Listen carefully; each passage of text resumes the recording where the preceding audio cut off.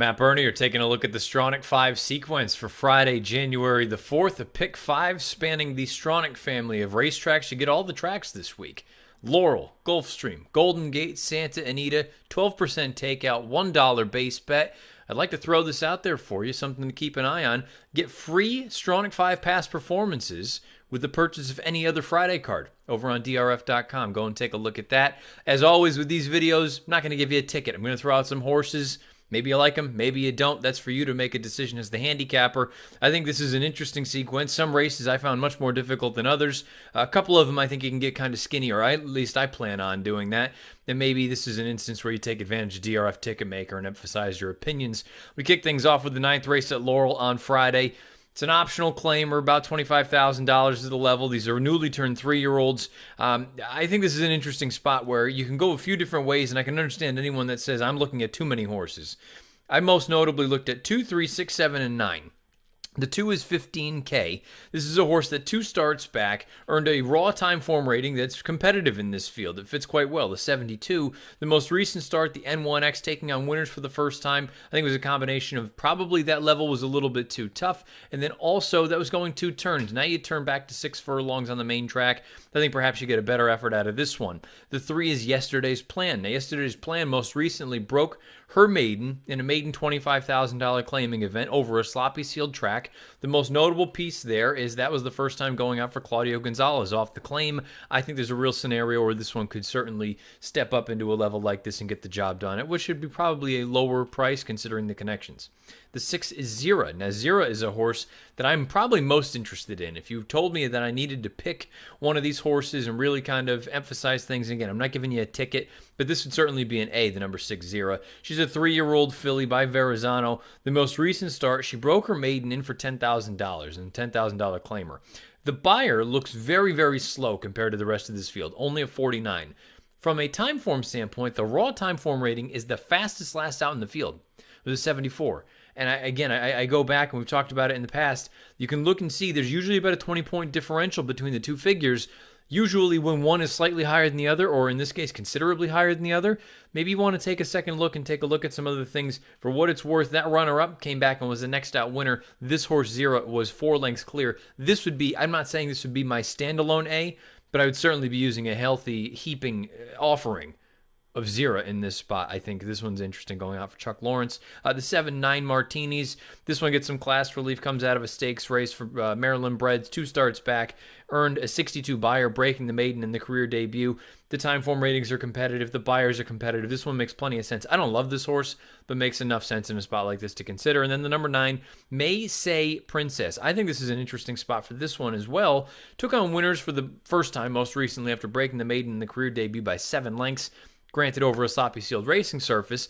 The thing I liked most about the most recent start, I know there were a number of horses that outfinished her, but when you take a look and see the way that race ran, Timeform had all those early fractions color-coded red. She was up there contesting the pace, and she faded, but she was bet down to odds of 8-5 that day. Clearly, she was well meant, and they thought she was going to run well. I think it was just probably a pace situation that was to her undoing. So again, 5 horses that I'm looking at. I really like Zira in this spot. I think the 9 horse could certainly run better than she did in that most recent spot. Again, at the end of the day, you're the one that needs to make the call on where these horses actually fit. Second leg of the Stronach 5 on Friday, the 9th at Gulfstream, 1 mile on the main track, claiming $6,250 is the level. 3 horses, that I'm interested in, the 5, the 7, and the 8. The 5 is overpromised. Most recently, a winner in a non-3 lifetime level. Perhaps you'll be able to step up to the open $6,250 level, but I think I'm just interested in the fact that Jose Ortiz takes the mount here. These are connections that he doesn't usually ride for. And again, I know some people say, oh, well, there's politics and you got to see. You never know why certain riders end up on certain mounts, X, Y, and Z. At the end of the day, I'm looking at it saying, if the rider doesn't like the mount, the rider's probably not going to take it, especially for connections that he doesn't usually ride for. I'm taking some notice in that and taking a look. I think overpromise is one that you should consider. The 7 is Chauvanes. This is a horse going out for Jorge Navarro. You know what this one's game is. It's speed, speed, speed. If he's able to get out there and just dictate things on the front end, he's going to go fast. You know that. That's usually what you're looking at with this horse. If he's able to get out there and shake clear, I think he's got a big chance in here, dropping back from the $12,500 level into this level here. And then also the 8 Exclusive Zip. Exclusive Zip goes out first off the claim for Antonio Sano. Now, Sano's barn has been frigid for basically the past handful of months. 1 for 59 overall, only a 2% win rate. But Gaffalione takes them out here. I just think this is an interesting spot. And the only other time this horse has run at Gulfstream was that most recent run, and it was a victory by over 3 lengths. I think Exclusive Zip is one that you should consider in a spot like this. Move on to the third leg of this week's Stronach 5. We go out to Santa Anita. We're going to look at the fourth race. It's a starter allowance, a mile on the turf. This is one where I think you could probably get a little bit skinnier. I know there's a number of reasonable plays in here. I think you could certainly look at a horse like Drift Away, who has the highest last out buyer in the field, or co-highest anyway. You can look at a horse like Sugary, the number 7.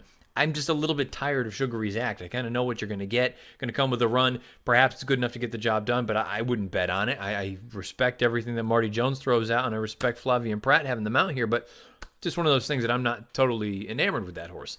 I do quite like the number 8, Take a Leap, though. Take a Leap goes out for Jeff Mullins. Most recently tried the starter allowance level at Del Mar. Co-highest last out buyer in the field with a 78. Not embarrassed by any stretch, only beaten by a length and a quarter first time going up against winners. 2 starts back, broke the maiden, coming from slightly off the pace. I like the late foot that this filly shows. And the other thing that you got to keep in mind, the only victory to date came at Santa Anita 2 starts back. Now, you can see that this horse is 1 for 2 overall at Santa Anita. I'm not even really considering that. I'm thinking she's 1 for 1 at Santa Anita because the career debut came going down the hill. She ran well that day, but down the hill is a totally different animal. To me, she's a perfect 1 for 1 at Santa Anita, going 2 turns on the turf. You get Mike Smith aboard here. You've got the figures in your back pocket, and she has a little bit of tactical ability. There's plenty of other speed in this race. I think there's going to be a real scenario where she sits a beautiful trip on the outside, and she can go and get the job done. She would be the one that I would be putting most of my stock into. That's the 8 here in the 4th at Santa Anita, the third leg of this week's Stronach 5. We go on to the 10th at Gulfstream. This is the one that it's an absolute skullbuster to me. I'm not going to give you much info here just because I don't have any real opinion. Put it this way. I listed 1, 6, 7, 8, 9, 10, 11. And again, this is where Ticketmaker comes into play. You can't use them all like that unless you got a big budget. You got to probably get a little bit skinny, put more stock in certain horses, and use others as backups. I have a funny feeling that the number 1, Lily's Heat, is going to run well, going out for Norm Cassie and Jose Ortiz. That inside post is no bargain. The Twirling Candies for 18% first-time turf runners. This one starts for the $25,000 tag. We'll find out. You got a bullet work in that most recent one on December the 27th and 48-2. The 6, Do What It Takes. This one goes out first time on the turf. Handsome Mike is a sire, only 1 for 17 on the grass. Definitely not a positive start as far as the turf runners are concerned for Handsome Mike. But I think off the claim, now going out for Eddie Plesa, perhaps this is one that you want to just include. This, again, would probably be a backup in the grand scheme of things. The 7, Tracy Ann's Legacy.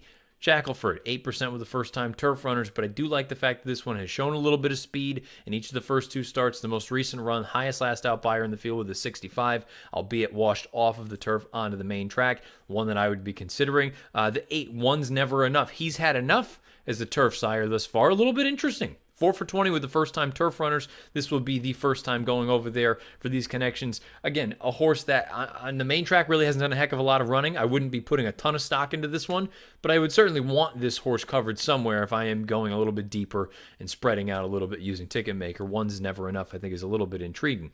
The 9 is Bendita. Bendita has shown big speed, particularly in that run 2 starts back. The only try on grass, that was against Maiden Special Weight Company. Now, this is going to be the first time on grass against Maiden Claimers. Perhaps that's going to be enough to get this one over the hump. I like horses in these kind of races that have some early gas. That's exactly what the 10 also has. That's Salsita Roja.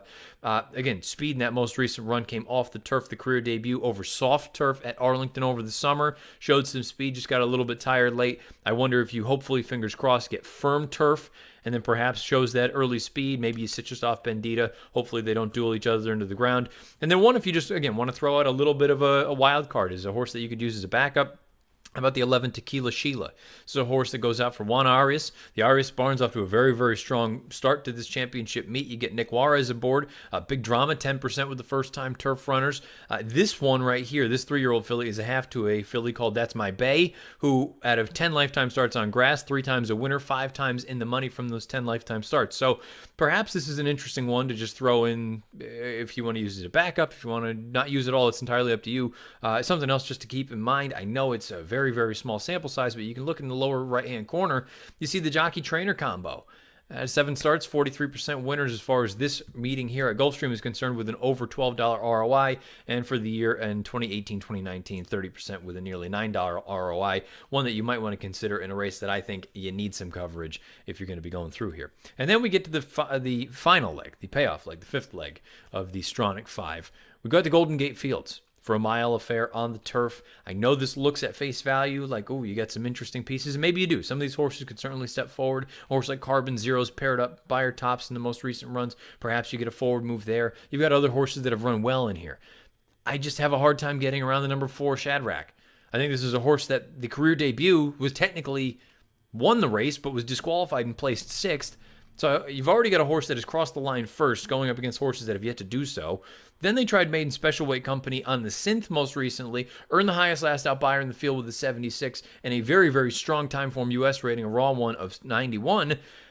I just think even if you take a mild regression there from that 76, this horse earns a 70. I just don't see any scenario where he really loses unless one of these other horses jumps up in a big, big way. I was mildly intrigued with the outside horse for Godolphin and Owen Hardy, the Orb Baby, Atmospheric. They paid a boatload of cash for this one, $650,000. But for a first-time starter, that's just not Hardy's bag. He usually takes a little bit of time to get him going. To me, this is a race where I'd probably just be getting very skinny looking at the number 4 Shadrach here as a potential lone A or a single if you were really going with a smaller ticket in Friday's Stronach 5 for January the 4th. Again, like to remind you, you can get free Stronach 5 past performances if you buy any other Friday past performance card over on DRF.com. Take a look at that. It's a great offer. Take advantage. Go through this. See if you agree, see if you disagree with some of the horses that I've thrown out there. Again, it's the Stronach 5. It's a pick 5 that spans the Stronach family of tracks. You get all of them this week. Golden Gate, Laurel, Gulfstream, Santa Anita. 12% takeout, $1 base bet. Scheduled post time for leg A of this week's Stronach 5, the 9th race at Laurel Park. 6 furlongs on the main track, 4:30 Eastern. Good luck.